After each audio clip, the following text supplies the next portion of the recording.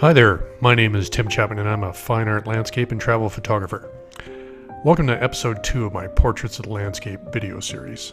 These videos will take you along with me in the planning, prep, and execution of one of my photographic trips around the globe. This series will give you a bit of insight into how I work when I set out to capture images for my collectors. This episode is the first of a two-part expedition to Ukraine's Chernobyl Exclusion Zone. So come along as I make portraits of the landscape. In the early morning hours of April 26, 1986, an accident during a stress test procedure at the Chernobyl nuclear power plant caused reactor 4 to lose stability, which ultimately resulted in a catastrophic steam explosion and graphite fire, which billowed plumes of radioactive material into the atmosphere, most of which ultimately raining down on the surrounding area, while winds would carry remnant radiation across other parts of Europe. It was the largest man-made disaster in history. The area with the highest radiation fallout was immediately around the power plant itself. Within days of the accident, the Soviet military of the USSR would designate an area around the power plant to be evacuated and placed under military control. This area would become known as the Chernobyl Exclusion Zone. Within this 2,600 square kilometer zone, roughly the size of Luxembourg, lay over 97 settlements, including the town of Chernobyl, the city of Pripyat, along with scores of villages. In total, about 116,000 people were evacuated over the weeks following. Residents were told the evacuation was temporary, however, it would become permanent. Over the past few years, I have been traveling to photograph places around the world that were under the threat of the hand of man. Chernobyl was a sobering example of the results of what we are capable of, so I made plans to visit and record the area in images some 30 years after the disaster. Access to the zone is strictly controlled, and one must have prior permission to enter and be escorted whilst inside the perimeter. Along with my buddy Mike, a fellow Canadian and photographer, we searched for a Ukrainian guide who could complete the paperwork and obtain permits, and also spend all day for a week with just us as we photographed. We also needed someone who knew the area very well so we could be as productive as possible. Nikolai Fomin would rise to be the ideal man for the job. So what does one take into a contaminated area? This was out of my normal shooting regimen for sure. As with all trips I do though, the more planning I can do, the better prepared and knowledgeable I will be when I arrive. The research into the zone showed that the area is still contaminated with measurable ambient radiation levels. Radiation is something that your body absorbs, and the longer you are exposed, the more you absorb. Higher levels of ambient radiation will build up faster in the body and eventually could cause serious harm, killing cells in the body and often leading to cancer. We are exposed to radiation in many forms in our daily lives, but usually in very low doses. Now, much of the zone reportedly had low ambient levels. However, there were a number of hot spots, especially as you move closer and closer to the epicenter of the explosion, the power plant itself. Now, aside from walking around in a bubble made of lead, there wasn't much one could do to avoid radiation exposure. It's the cost of admission when visiting the zone. However, having measuring equipment would be essential in understanding how much radiation we were going to be exposed to. A Geiger counter would help to measure the ambient radiation around us, and a dosimeter would measure the accumulated amount of our exposure. Since the amount of radiation exposure was generally going to be low, the more immediate danger during our visit would be the structures that we would encounter. After 3 decades of abandonment, the buildings there would be succumbing to neglect. Without regular maintenance, many of the structures there would be weakened and likely dangerous to enter. In addition, especially in the city of Pripyat, which was a newly established settlement having been founded in 1970, much of the construction was state-built and very utilitarian, often using asbestos. Some of the buildings there had high amounts of asbestos, which I certainly had no interest in breathing in.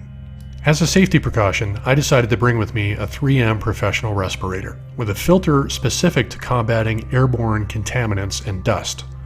I don't know what kind of mask might be available in Ukraine, so I erred on the side of caution and brought one that I was familiar with.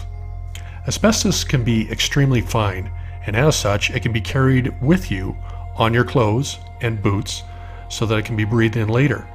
Like radiation, once asbestos is inside you, it stays inside you.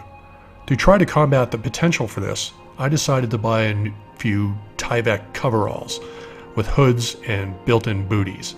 These suits would fit over my clothes and could be disposed of each day.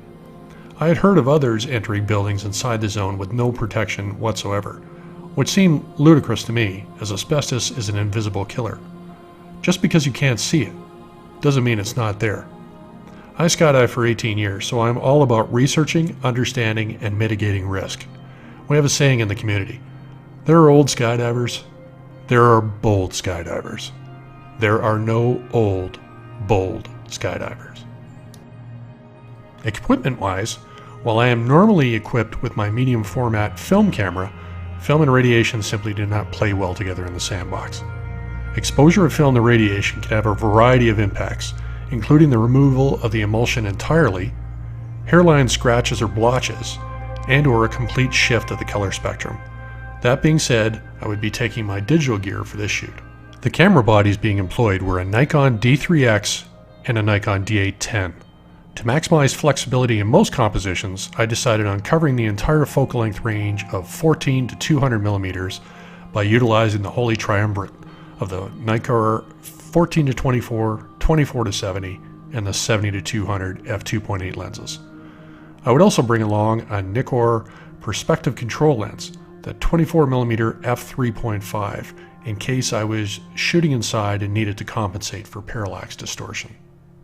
I'm also bringing along lens hoods to minimize flare and maximize sharpness and contrast. A GP1 geolocator will help me tag locations into the metadata of the image file so I know exactly where I shot each image. And I'm also going to have spare cards and batteries, of course. A laptop and a portable hard drive will allow me to download copies of the images each day and give me that backup that I need. Power adapters ensure that I'll be able to plug my US-based power cables into the Ukrainian sockets as well.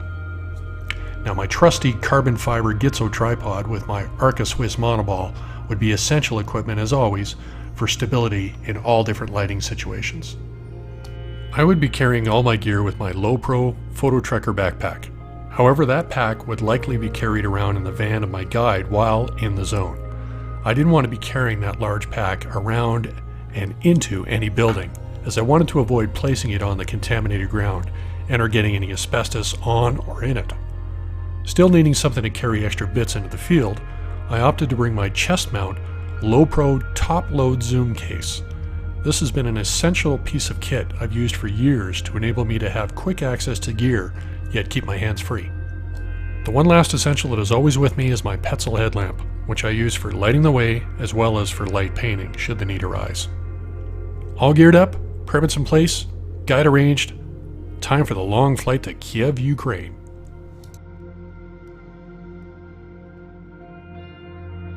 I meet with my guide Nikolai in the Ukraine capital, and then we start the roughly 2-hour journey to one of the 12 checkpoints that guard access to the zone. The entrance checkpoint requires a stop to review permits, passports, and access permission. Paperwork in order, we begin into the restricted area. Inside the zone, there are 3 additional dosimeter checkpoints that we will encounter numerous times during our stay. These checkpoints measure the radiation exposure of each person, their belongings, and the vehicle. This required climbing into a machine that would perform readings all over my body. If levels exceeded predetermined parameters, an alarm would sound. The next step would be a mandatory decontamination. If one of our items was found to fail a similar test, and also failed again after decontamination, it would be confiscated and must remain inside the zone. These inspections ensure that nothing currently in the zone will leave the zone, such as a souvenir. As we continued down the quiet road further into the zone, one could see fairly heavy forestation, with a large amount of pine and aspen. The forest here occupies about 126,000 hectares. At a glance, the forest looks perfectly normal and healthy. However, the occasional posted triangular warning signs of radiation symbols would suggest otherwise.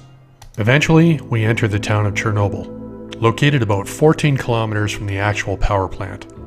Founded in 1193, this tiny settlement of roughly 600 was once home to about 14,000 just prior to the disaster. Most who live here are either workers from the plant who still oversee the reactors, administrators who oversee the area, researchers and scientists studying the area, construction workers that work on the new containment system for the reactor, visitors like us, and a small community of workers that manage the various facilities in the area like small markets, the local museum, and other services. A curious sight in Chernobyl are miles and miles of above-ground utility pipes that snake their way alongside the roads and across fields to each of the occupied buildings. Sometimes they arch their way over the streets, almost like a habit trail or a contemporary sculpture. The reason for this is to enable easy access and maintenance without the need to disturb the contaminated soil. One thing that is immediately apparent here is that the town is cloaked in sorrow and sadness. Many buildings are long since abandoned and overgrown. The others that have residents look tired and dark. The town is markedly absent of children, and only a few women reside here. As such, the air is quite quiet and thick with silence. Alcohol is plentiful in the few shops, and I suspect it is consumed regularly by those who are required to be here. Working in the zone must be incredibly difficult mentally, aside from the obvious physical cost. Chernobyl has a curfew for visitors. This is in place, I suspect, to help ensure that no one surreptitiously sneaks off into areas where they aren't supposed to be. Now, I'm going to be staying in Chernobyl town for the week that I am here. Chernobyl has 2 hotels. One that is state-run and very utilitarian and basic. The second is a step up with a few more creature comforts, but still fairly basic, with shared bathrooms for the 30 or so rooms that are inside. The hotel had a dining area for breakfast and dinner, and served a set offering each day, which actually was pretty good. Shooting in Chernobyl was going to be different for me in so many ways. I normally shoot places of incredible beauty that my collectors proudly display in their homes, offices, or place of business. Here, however, the beauty has been ravaged by disaster. Here, a story needed to be shared. A lesson we should never forget, and one that must be told to the next generation in the hopes that we will always remember the consequence of our action and inaction. I would be looking to capture images that show these consequences on the human condition, the resilience of nature, and also other images that look to capture the inherent beauty in reclamation. A mural on the local museum in Chernobyl town depicts the event that changed the world forever. An explosion of such devastation and the subsequent evacuation of the entire area.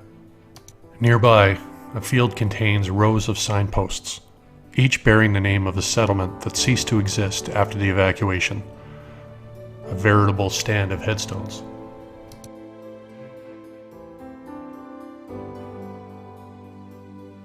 Chernobyl in Russian means wormwood, which was plentiful in the area. In an ironic premonition, the Book of Revelations reads, "And the third angel sounded, and there fell a great star from heaven, burning as if it were a lamp. And it fell upon the third part of the rivers, and upon fountains of waters. And the name of the star is called Wormwood. And the third part of the waters became wormwood, and many died of the waters, because they were made bitter." A large metal sculpture of the third angel rises in the sky in the town to remind all of how fragile our existence is. A number of private residences can be found in Chernobyl town and outward into the countryside. Most are long abandoned and almost entirely hidden from sight by greenery that seems to have taken root and flourishing with the absence of humans. Some of the homes are occupied, likely reoccupied by the original owners after the forced evacuation. Most are elderly women, each weighing the risk of prolonged exposure against remaining in the place they called home. We ventured out of town and came upon a large graveyard of abandoned vehicles. Most were heavy machines used as part of the evacuation, rescue, and cleanup effort, each contaminated.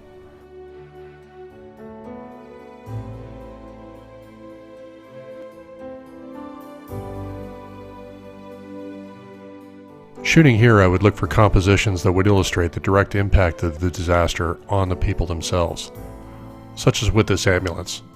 Notice how it's tightly composed to eliminate any other distractions, but to emphasize the rust and the wearer of a warrior.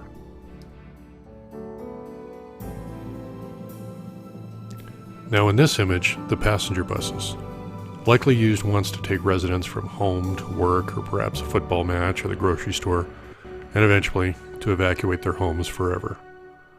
By composing tight, I fill the frame with its surroundings, emphasizing the forest around it. By shooting low and including just enough of the buses, I can clearly show the stacking which emphasizes volume of buses without having to show all of them.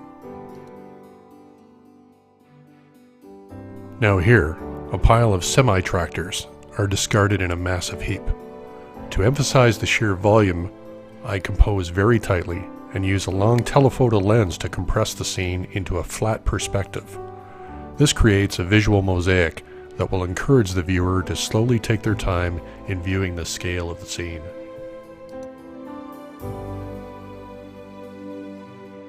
One thing that struck me as I was walking around the graveyard was that the human condition was visible in the faces also of the vehicles themselves. Their tired eyes, their exhausted hoods, you could see it all over the place, and I thought it was important to capture that.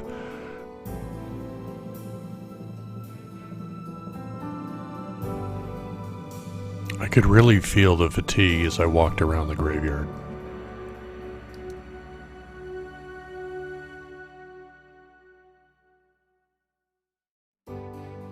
Nearby, rail cars felt a similar fate. Passenger trains scattered amongst the forest, discarded like tired toys. These vessels that once carried passengers and vacationers from Yanov Station to Pripyat and other locations in Ukraine.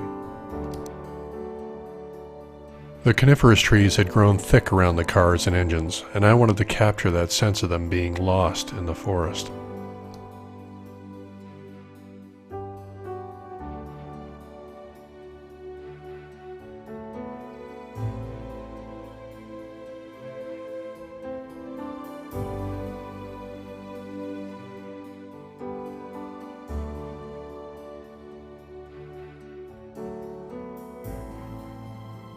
Like the trucks before them, the train's hard life was visible in their tired eyes.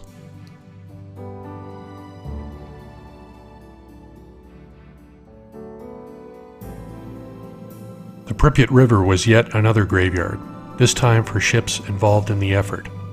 Most radiated carcasses are half sunk in the river, inching toward their eventual fate, including this ferry that once carried passengers between Pripyat and Kiev.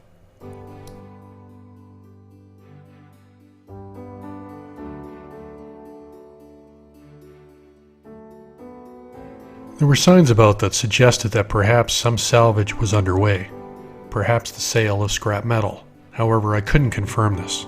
It was an unnerving thought to even entertain such an idea.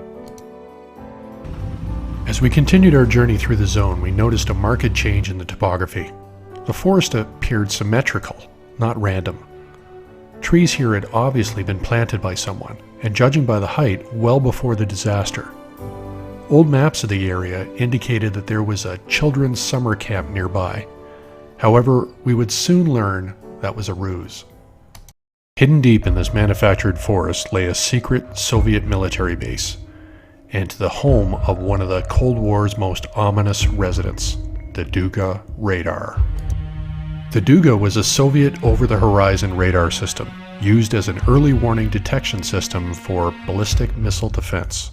This was one of two OTH radars the Soviet Union used to help ready itself against an imminent attack, the other located on the east side of the country.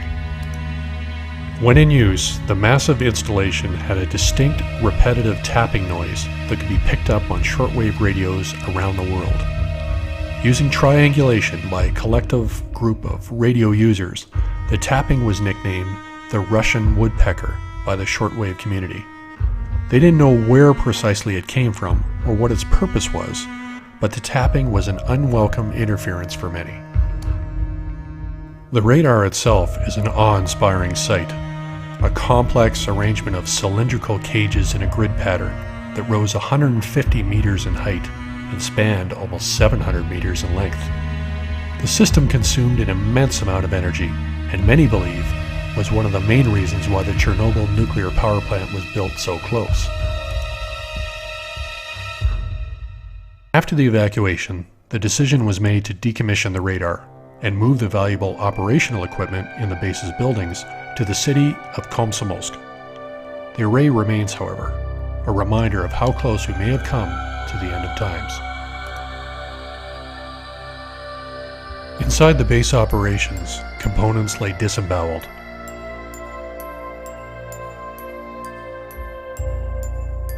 As I explored the remains, past the signs of propaganda and national pride, I could feel the icy touch of the Cold War ghosts that still occupy the rooms.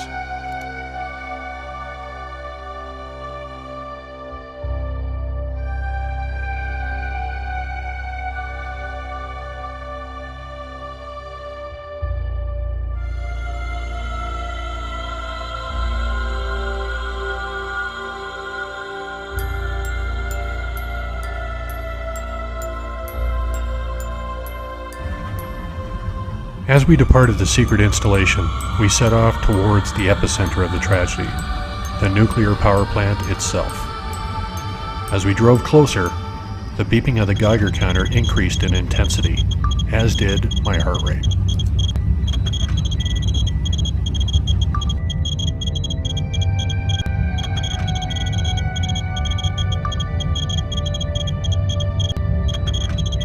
It was August of 2016, and the concrete sarcophagus that covered Reactor 4 was still visible to the outside world.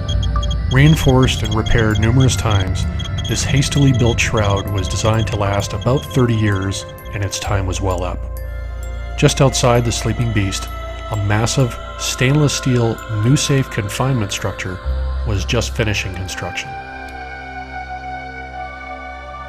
Taking 7 years to construct, this massive dome enclosure was a remarkable international effort. Together with providing funding, specialists, and workers, 25 countries contributed to its construction. The largest movable man-made object ever built, it would be slid along rails over top Reactor 4 in December of 2016, concealing the source of so much devastation for the rest of our lives. At the time of the disaster, the power plant had 4 reactors, with a further 2 more being developed. I had no desire to go any closer to Reactor 4 as I had already felt that a quarter mile away was just too close as it was. Instead, we journeyed to the cooling tower for Reactor 5, which had been well underway in its construction at the time. The cooling tower had the iconic hyperboloid shape so commonly associated with nuclear power plants the world over. Its design accelerated upward airflow to speed evaporation and cooling of the water that was used to cool the reactors. Scaffolding at its upper reaches indicated the in-progress state when it was abandoned. Moss, growing on the floor of the structure, read significantly higher in radiation than most other areas in the zone, so I wanted to minimize my time there. Photographically, however, I was really drawn to the geometry of the structure. Its strong visual curves and block structure detail made for compelling compositions. The challenge shooting inside the tower was the dynamic range.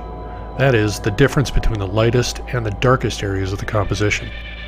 Even with the tremendous dynamic range of the DA-10 sensor, the difference between the sky and detail in the machinery near the floor was about 10 stops of dynamic range.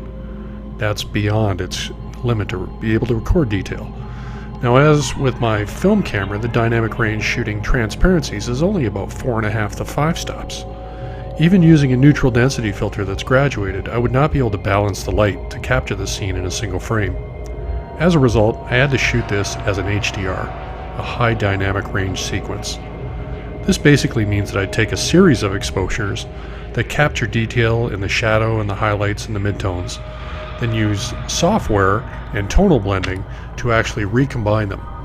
That way I can resolve detail in the areas that I want to. As a film shooter, however, I still like the natural look and feel, so it's not imperative I get detail in absolutely everything. I want to capture it as close to the scene as how the eye sees it. A few short months before I arrived in Chernobyl, Australian street artist Guido van Helten had been here and painted a mural of photographer Igor Kostin's iconic image of a liquidator's veiled horror. a photograph taken at the site as the scale of the disaster was unfolding. I remember first seeing this photo as a young man, and how powerfully it gripped me then, and 30 years later, that feeling returned as I studied the artwork. I could feel my stomach knot up as I stared into the telling eyes. A liquidator is the term that was given to the brave, non-power plant souls who participated in the rescue, containment, and cleanup efforts. This included first responders who fought the fires resulting from the explosion, the healthcare workers who attended to the injured, the scientists that helped design the sarcophagus and plan for other possibilities of containment, the military personnel that helped remove contaminated material and debris, the miners who built a tunnel beneath the reactor to help cool the nuclear fuel and prevent an additional explosion, as well as mitigate radioactive exposure to an underground aquifer that ran beneath the reactor, and countless others involved in the evacuation and the removal of potential sources of infectious disease. The initial cleanup was to have been performed by biorobots. However, they quickly succumbed to the massive radiation near the reactor. The only other option was to use a human workforce. One of the critical areas to remove was radioactive debris from the roof over the reactor. Military personnel would work in two-person teams, clothed in 50-pound lead aprons, armed with buckets and shovels, rapidly working to fill their buckets, then get away as far as possible.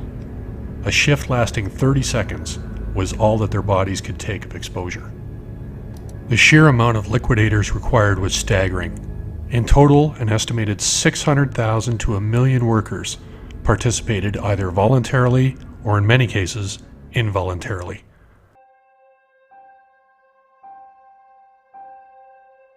Today, monuments to these incredibly brave souls and the sacrifices they made to prevent the disaster from getting any worse can be found in both Chernobyl town and on the grounds of the power plant itself.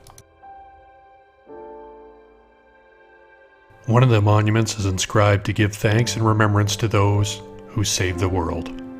Truer words have never been spoken.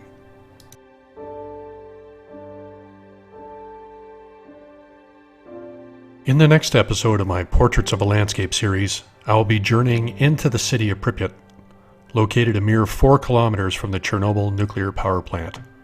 A newly established city of young families that had almost 50,000 residents at the time of the disaster, and now lies in the uninhabitable area of the exclusion zone, an area that is so contaminated that it will likely not be safe to live in for another 2,000 years. I hope you enjoyed this episode taking you inside the Chernobyl Exclusion Zone. If you did, please give me a thumbs up below and be sure to subscribe to my channel to get notifications when I post new episodes. Be sure to share my channel with those that have an interest in photography, travel, or any of the specific locations that I visit. Thanks again for watching, be well, and we'll see you next time in the landscape.